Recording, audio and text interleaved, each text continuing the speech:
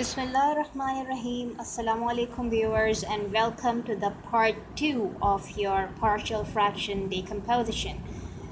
Those who have seen the part 1, those who have got the chance to see my first video relating to the same topic, they might have they have studied over there, they have learned over there the very first type of partial fraction decomposition, that if my linear factor is of if I'm having a linear factor in the denominator of my proper fraction, then in that case I'm going to split up in the algebraic sum of my partial fractions of this type.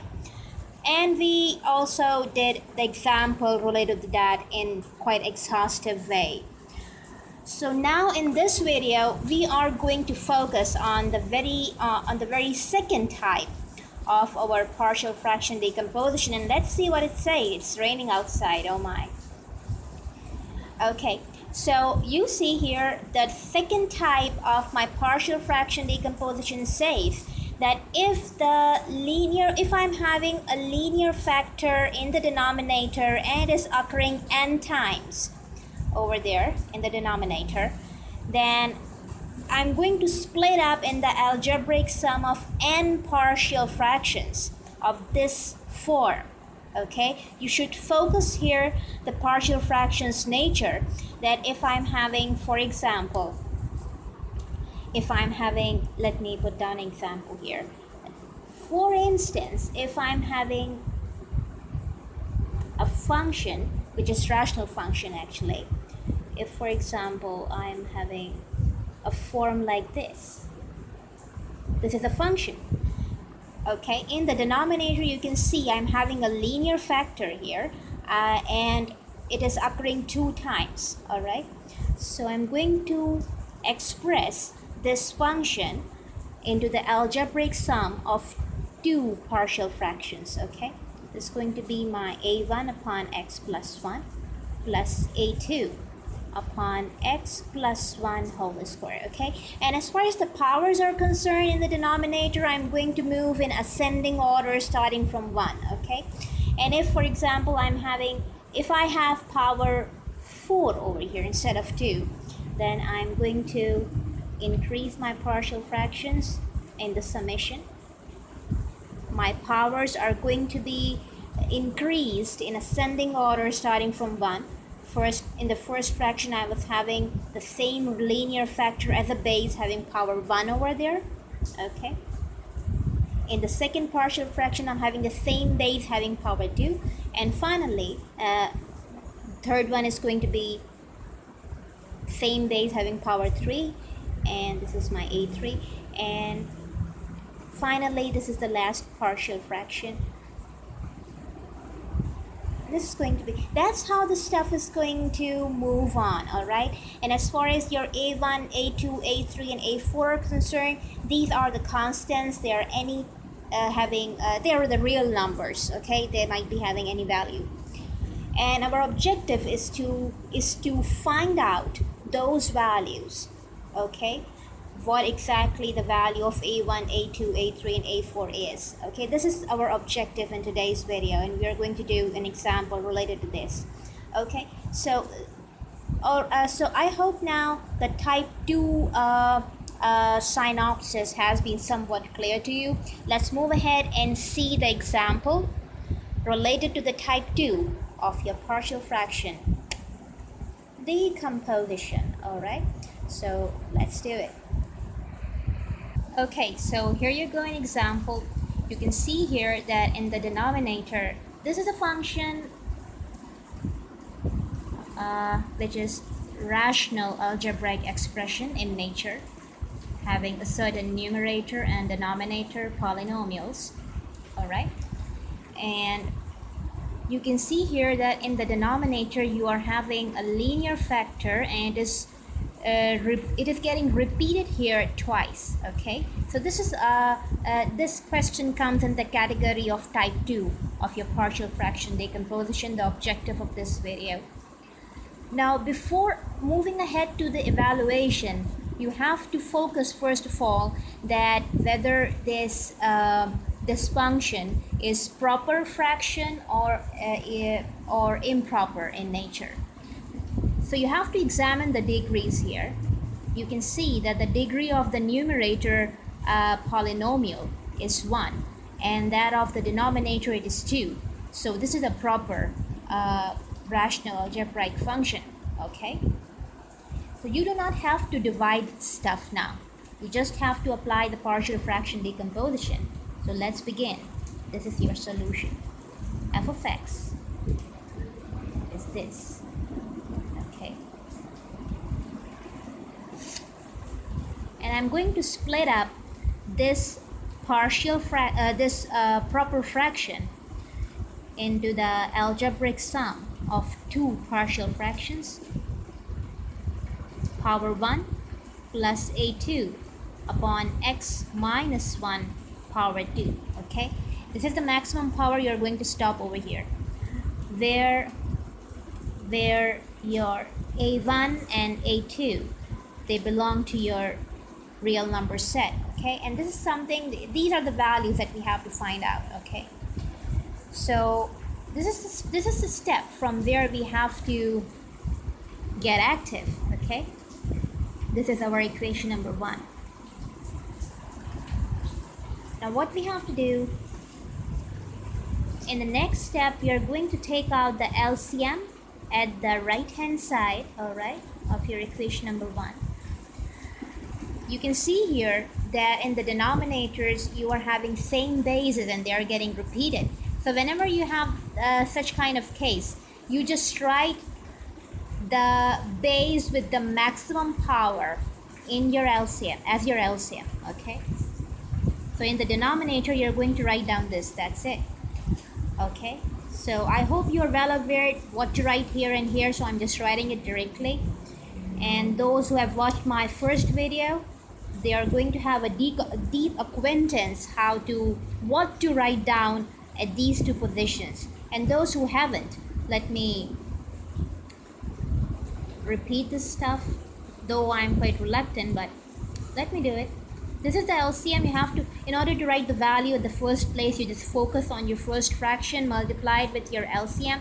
So this is the first factor. One factor will get cancelled with the one factor, and over here is left is a1 times x minus 1.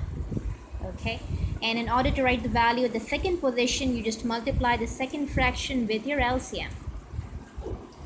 Okay, so this completely, these two things are going to be cancelled out and just a2 is going to be left. Alright, so now you're going to cancel out the denominators on both sides of the equality. This is mathematically permissible and you just did that. Okay, so, and I'm just helping out this equation 1, so I'm going to give the reference of my equation 1 like this. So what is left here now is your x plus 1 equals to a1 times x minus 1 plus a2. Alright, so as you know that this is a linear factor process, in the denominator you are having the linear factor getting repeated twice. So just the linear factor was over here in the denominator, so you are having an equation like this. So as only a linear factor is involved, so you are going to get one value of x here to in order to substitute in this equation number 2. So this one value of x is going to be obtained by equating your denominator to 0, and that way you can get your one value of x just. Let me do it over here for you. This was your denominator. Alright, you just equate it to 0. Take the square root at both sides. You are having now this equated to 0. So this thing is giving you x value 1. Okay, so you're going to put this value of x over here in this equation number 1. Alright, so put x equals to 1, and this is your equation 2. I'm sorry for that. And 2 we get. Alright, so now you're taking the help of, you're just referring equation 2, so you just give the reference over here and put down the value of your x. sorry, it's equality.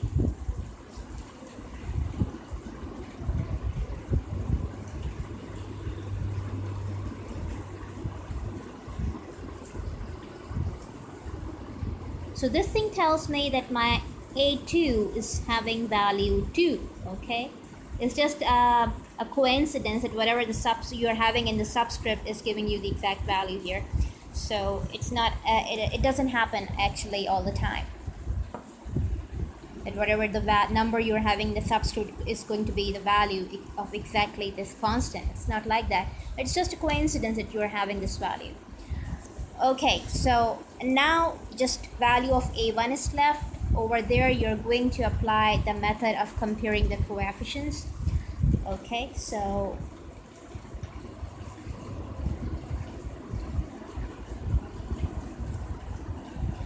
what I have to do in comparing coefficient method, I'm going to form an equation. Okay, and just pick up this equation 2 once again. X plus 1 is equals to a1x minus a1 plus a2.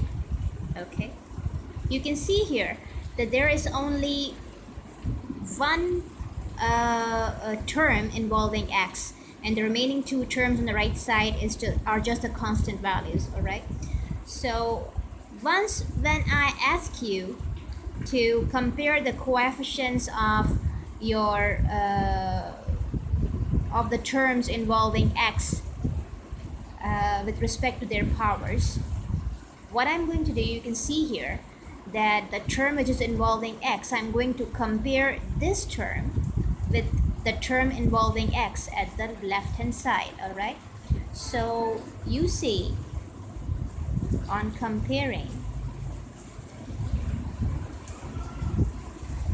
the coefficients, on comparing the coefficients of x, we get all type of x. Okay, if you're having x squares, you're going to compare the coefficients of x squares on either side, and so on. That's how you go on.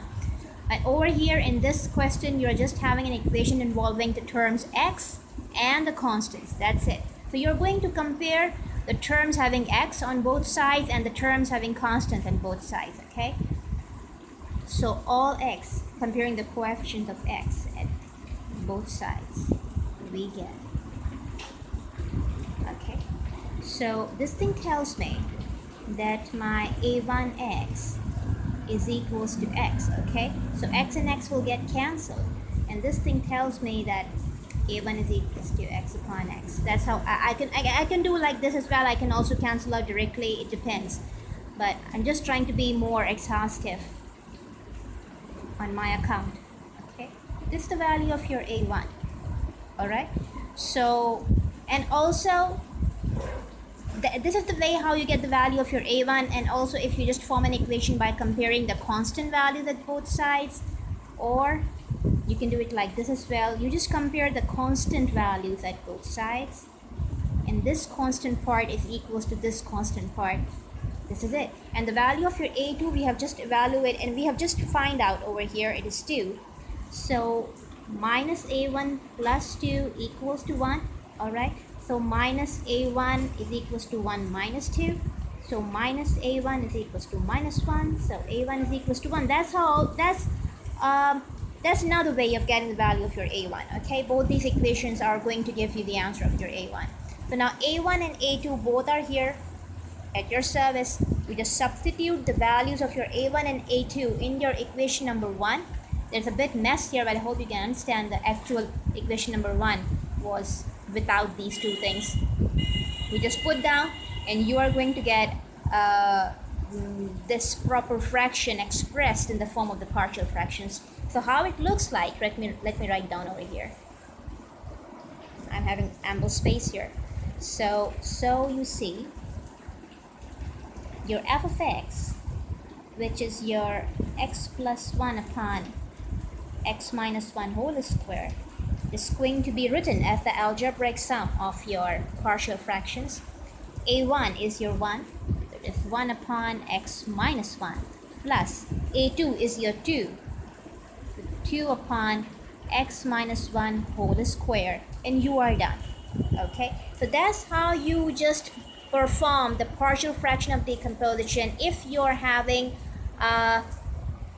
type 2 in the denominator of your function, whatever the function given to you.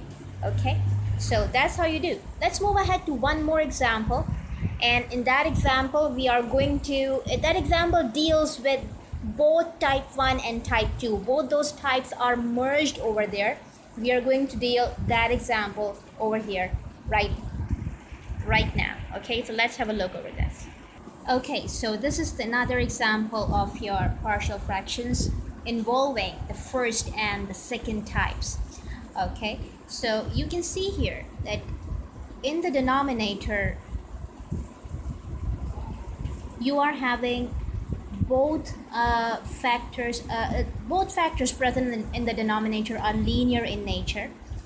This factor is happening just once here, and this factor is occurring twice. Okay, it is the repeated one. So over here you are going to apply the second type decomposition, and over here you can see the first type of your partial fraction decomposition. So how you're going to split up, how you're going to reduce this rational algebraic function in the algebraic sum of your partial fractions. Let's write it down, but before writing the partial fractions of this function, just get the idea. What kind of fraction is it, a proper or improper? You can see that the degree of your numerator polynomial is 1 and the degree of the denominator polynomial is 3. Okay, if you multiply these two factors, you just get an equation having degree 3, or you're going to get a cubic polynomial. So you see the degree of this polynomial is 3 and the degree of numerator is 1. So it is a proper rational algebraic function. Okay, so you do not need to divide this stuff. You're just going to move ahead to the decomposition process. Okay, so just split up this part first of all. It's going to be minus 1 squared. And instead of using a1, a2, a3 like that stuff, I'm taking a, b, c in the constants. Okay, so I'm sorry, it's power 1. Okay, I'm sorry for that. And then the maximum power, and finally c upon the linear factor x plus 2, which is occurring just once. That's how you do. Okay, so I hope it is cleared up till now. Now our objective is to get the values of your a, b, c, 3 constants. They're going to come out to be real numbers. So what you do, you're going to take out the LCMs at the right hand side, then you have to cancel out, and you have to form the equations. Let's see, let's do it. Okay, so let's take out the LCM. You can see here that these two factors are totally different from each other. So the LCM is going to be the product of the uncommon factors. You're not having any common factor here. So product of common and uncommon factor comes out to be the LCM. So you are just multiplying the common factors and the uncommon factors, and it's going to give you the LCM. All right, so what you have to write over here, in order to write the value at the first position, you just multiply the first fraction with the LCM, and you just got this thing.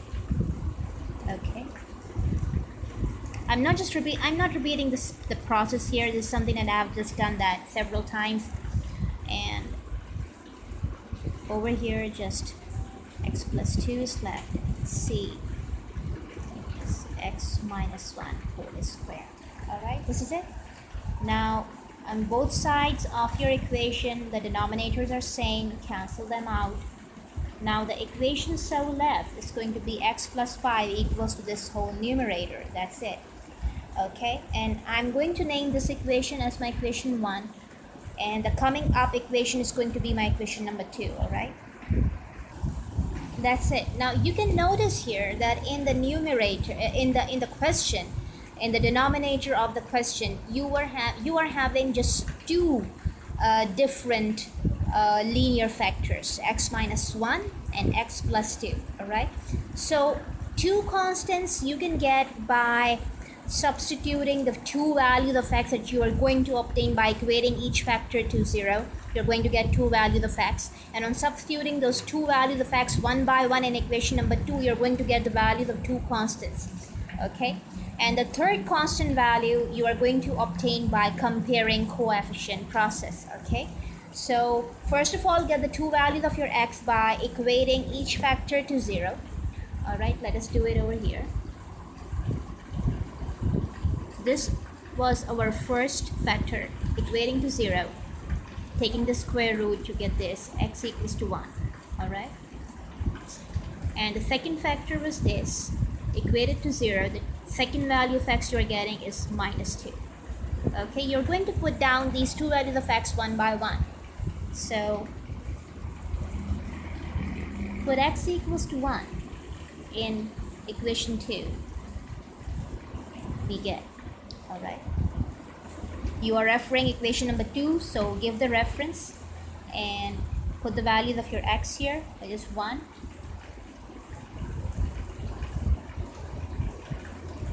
Over here you can see that a is going to be vanished, b is going to exist, and c is also going to get vanished.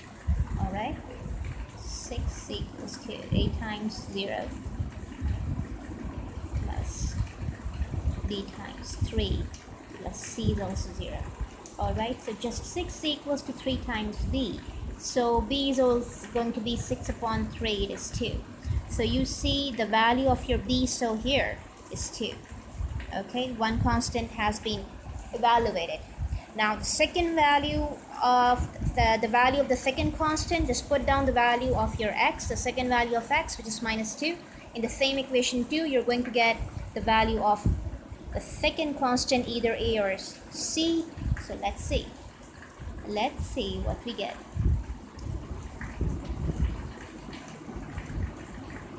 Put x equals to minus 2 in 2, we get. All right, give the reference of the equation. Okay, now substitute the value of x equals to minus 2 in this equation number 2. So let's see, it's minus 2, it's minus 2 plus 5. I'm sorry, it's equality. A times minus 2 minus 1 minus 2 plus 2, so a is going to vanish here. B is also going to get vanished, and c is going to exist, so the value of c is about to come over here. Okay, so it is here 3, a is 0 because of this, b is also 0,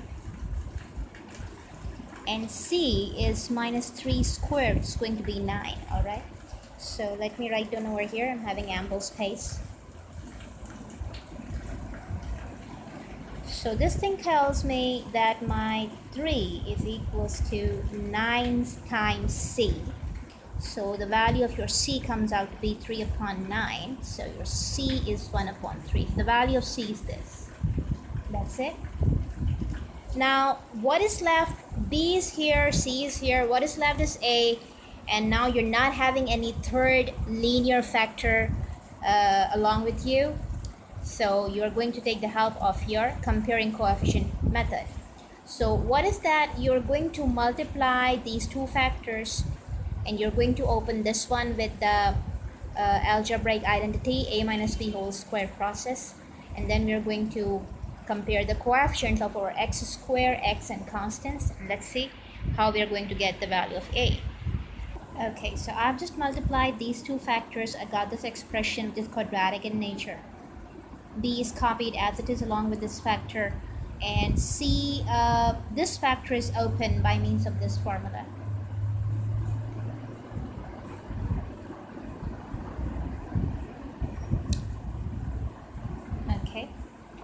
So I just got this expression. Now what I'm going to do, I'm going to copy those terms involving x squared at one side. I'm going to add up the coefficients of the x squares. I'm just having two terms involving x squared, so I'm just going to write their coefficients, writing x squared common outside. It's going to be it's going to be a plus c. Okay, this is it.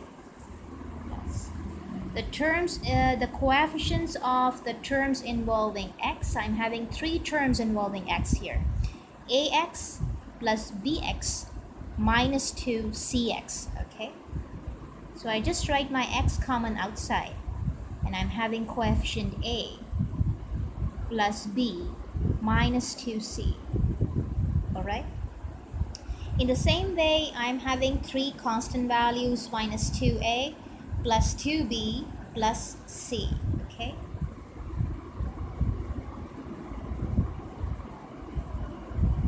minus 2a plus 2b plus c. Alright,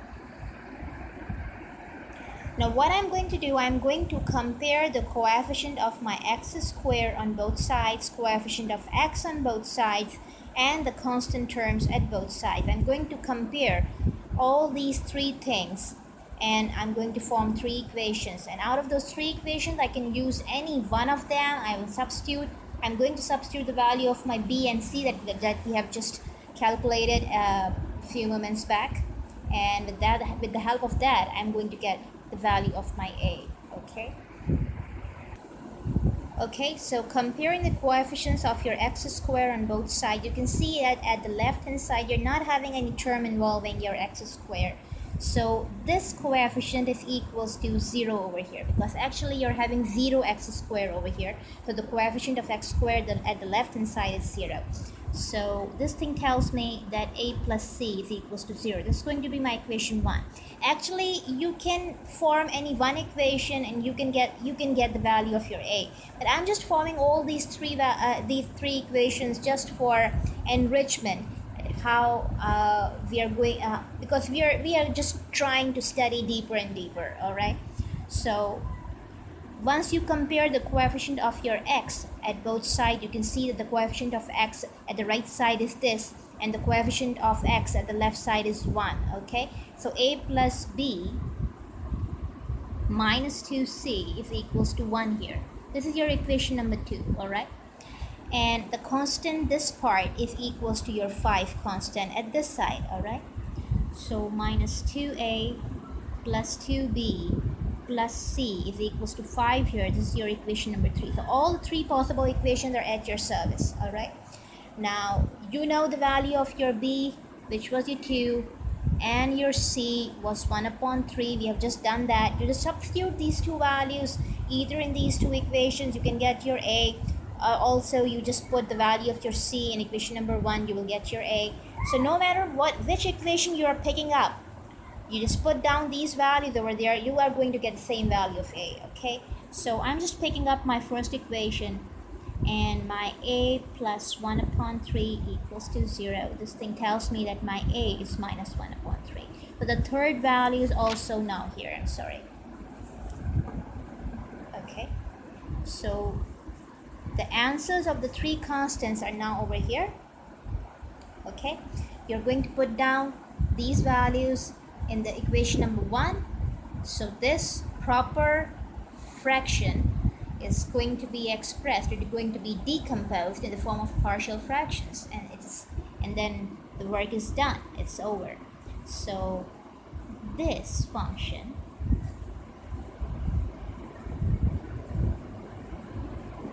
is equal to, a is your minus 1 upon 3, so it is going to be minus 1 upon 3 x minus 1. It's going to be minus 1 upon 3 times x minus 1, plus b is your 2, so it is going to be 2 upon x minus 1 whole square. It's going to be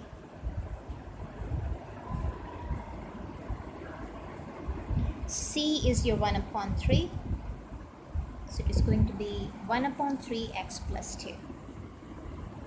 So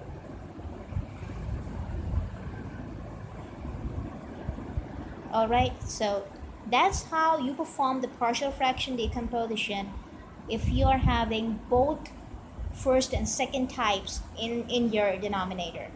So that's all for today, and inshallah in the third video of partial fractions decomposition we are going to study the third type of